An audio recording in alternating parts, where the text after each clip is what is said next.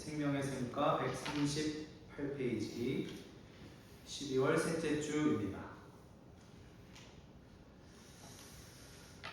바벨론의 멸망에 대한 애가가 제목인데요. 우리 본문 연구의 위에서 일곱 번째 줄에 보면 특히 찾으셨나요? 네, 거기 특히부터 제가 한번 읽을 테니 한번 보세요. 특히 바벨론은 단순한 도시가 아니라 하나님 없는 인간 문명의 총체적 교만과 타락을 상징합니다. 사람들은 그 안에서 물건뿐 아니라 사람의 영혼까지도 거래하며 생명을 도구화하고 진리를 왜곡합니다. 그러나 하나님의 공의는 결코 묵과하지 않으며 죄악에 대한 최종적 심판을 선언하십니다. 여기에 표시를 한번 해주시고요. 그리고 4줄 내려가서 오른쪽 끝에 보면 이 말씀은 이라고 있어요. 밑에서 4번째 줄. 이 말씀은 복음으로 구속받은 성도들이 세상의 사치와 타협에 끌리지 않고 영원한 하나님의 나라를 바라보며 살아야 하는 것을 보여줍니다. 궁극적으로 심판은 하나님의 공의이며 성도들에게는 위로와 회복의 시작입니다. 여기도 표시를 한번 해주시고,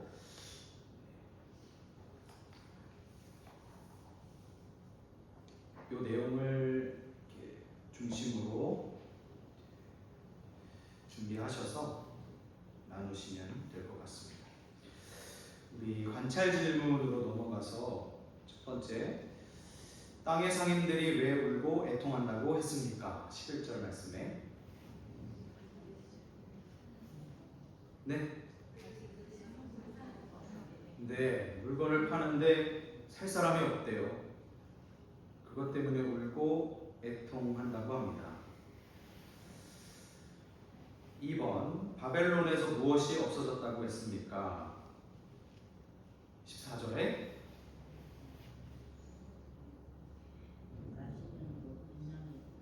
네, 맛있는 것도 없어지고요, 빛난 것도 없어지고. 빛난 것은 뭐 여러 가지 해석이 될 수도 있겠지만, 그냥 딱 알 수 있는 것들은 어떤 보석, 화려한 보석들, 이런 것들이 되겠죠. 금은 보화. 근데 맛있는 것이 없어졌다고 이렇게 애통해하는 게 되게 웃긴 것 같은데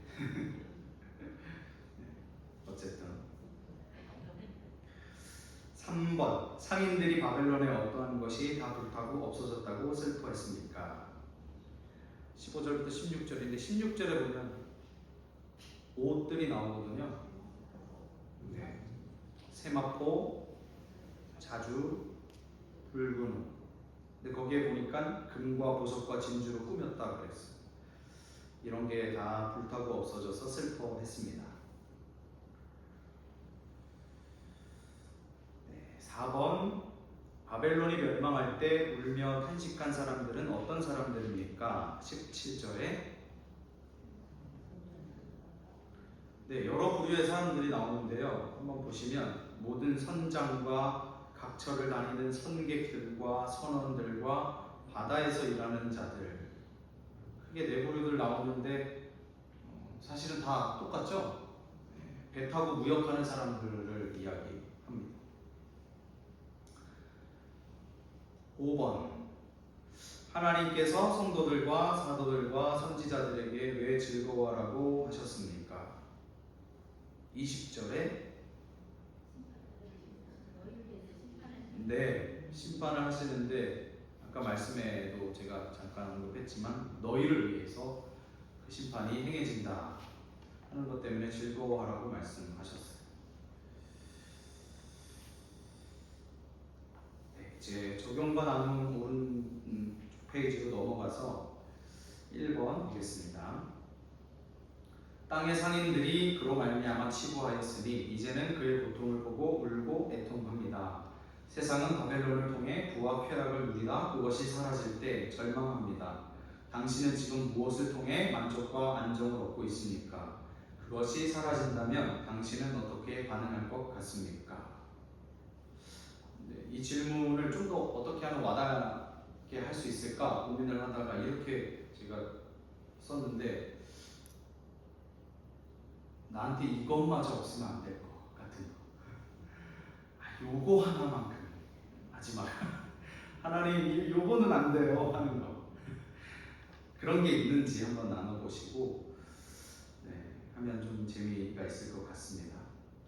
하나님보다 좀 고상하게 얘기하면 하나님보다 더 내가 의지하거나 추구하려고 하는 것들이 될 거고, 좀 이렇게 가볍게 얘기하면 하나님 이것만은 제발 하는 게 있는지 그렇게 나눠봐 주시면 될 것 같고요.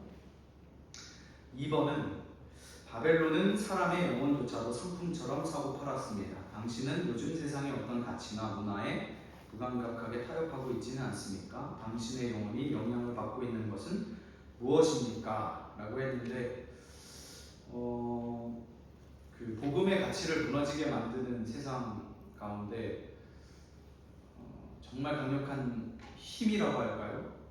그게 뭐냐면 인간을 물건 취급하는 것 같아요.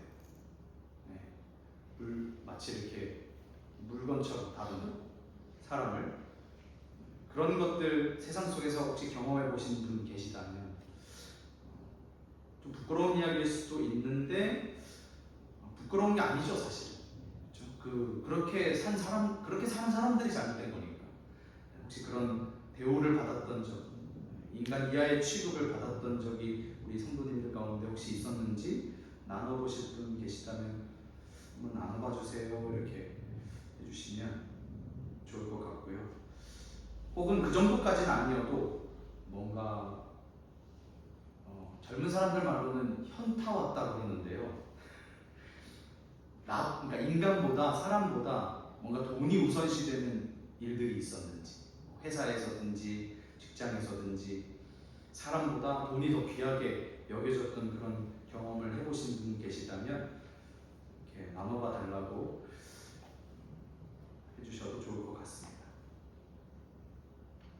3번, 세상의 번영은 오래가지 않으며 하루아침에 무너질 수 있습니다. 당신은 삶과 미래를 어떤 토대 위에 세우고 있습니까? 영원한 가치를 추구하고 있습니까? 라고 하는데 계속 위에 있는 질문들하고 연결이 되는데, 세상적인 가치, 어떤 세상적인 소리들에 나는 얼마만큼 영향을 받고 있는지, 그리고 마지막에 있는 질문처럼 영원한 가치를 추구하고 있습니까 했는데, 사실 우리가 이제 생명의 생가로 큐티 말씀 묵상을 하고 있고 이 내용을 가지고 또 구역 모임을 하니까 우리는 이미 영원한 가치를 추구하면서 살아가고 있는데, 그 말씀 묵상의 토대 위에서 내가 일주일 동안 어떤 치열한 싸움들을 해나가고 있는지, 실제적인 적용이나 어떤 실천 상황들, 이런 것들을 좀 나눠봐 주시면 좋을 것 같아요. 이번 주에 생명의 생카 본문 말씀에 이런 내용이 있었는데 내가 이번 한 주 그 말씀 붙들고 이렇게 한번 살아봤다 라던가, 이렇게 실천해 봤다 라던가, 내가 누군가에게 이 말씀을 가지고 이렇게 적용해 봤다 라던가, 그런 것들 나누시면 되겠습니다. 4번, 세상 사람들은 멀리서 바벨론의 멸망을 보고도 변화하지 않습니다. 당신은 하나님의 경고를 들을 때 단지 놀라기만 합니까? 아니면 회개하고 방향을 바꾸는 사람이 되겠습니까? 그냥 질문에 답하는 정도로만 하지 마시고 경험을 한번 나눠보시면 좋을 것 같아요. 하나님이 목사님의 설교를 통해서든 어디 지나가다가 들었던 사람들의 이야기든 부모님이, 친구가 해준 조언이든 다양한 방법으로 하나님이 우리에게 말씀하시잖아요. 근데 그렇게 들었던 경고의 메시지들이 있는데 어느 날 갑자기 늘 듣던 말씀도 그냥 막 넘길 때가 많은데 또 어떤 날은 혹 하고 다가올 때가 있잖아요. 그래서 내가 정신 차렸던 점, 번쩍 뛰어져서 하나님 잘못했어요 하고 돌아왔던 점, 그런 경험들 한번 생각해 보시고 나누시면 좋을 것 같아요. 마지막 5번입니다. 하늘과 성도들과 사도들과 선지자들에게 바벨론의 멸망을 인하여 즐거워하라고 했습니다. 하나님은 반드시 그의 백성의 억울함을 갚으시고 공의를 이루십니다. 하나님의 최종적인 심판과 회복에 대한 소망이 지금 당신의 삶에 어떤 영향을 주고 있습니까? 그러니까 세상 속에 일어나는 불의를 보고 정말 불의한 일들 많이 있잖아요. 그런 것들을 보고 나는 어떤 자세를 취하고 사는가. 그러니까 크게 세 가지 부류가 있을 것 같아요. 그냥 보고 관심 없어, 난 무관심. 무덤덤한 사람. 그리고 그런 불의를 보고 화를 내는 사람, 의분이라고도 하는데요. 어떻게 세상에 저런 일이 있을 수 있어 하면서 막 욕하고 화를 내는 사람. 그리고 마지막 부류는 그 억울함과 그 모든 일들을 하나님께 가지고 나아가서 기도하는 사람. 그게 우리가 돼야겠죠. 그러한 것들. 또 사회에서 일어나는 실제 불의의 사건들을 좀 이렇게 나눠보셔도 좋을 것 같아요. 얼마 전에 뭐 이런 일이 있었는데 어떻게 생각하냐? 우리가 어떻게 해야 될까? 이런 것들 나눠보시면 풍성한 나눔이 있게 될 것입니다. 네, 제가 기도하고 마치겠습니다. 하나님, 우리에게 말씀을 들려주셨습니다. 또 우리의 손에 쥐어주셨습니다. 이 귀한 말씀을 가지고 나아갈 때 담대함을 허락해 주시고 또 우리가 성도들 앞에 설 때, 구역원들 앞에 설 때 정말 설레는 마음으로 하나님의 말씀을 들고 서게 하여 주옵소서. 하나님, 이 나눔이 더 풍성하게 이루어지게 하시고 또 삶이 나눠질 때 우리의 믿음이 더 성장하게 하시며 기쁨과 감사가 넘쳐나게 하여 주옵소서. 우리 여기에 부여 리더들이 있습니다. 주님께서 힘과 능력과 지혜를 더하여 주시고 하나님의 일들이 버거운 일이 아니라 늘 주님 앞에 감사한 일들이 되게 하여 주옵소서. 예수님의 이름으로 기도드립니다. 아멘.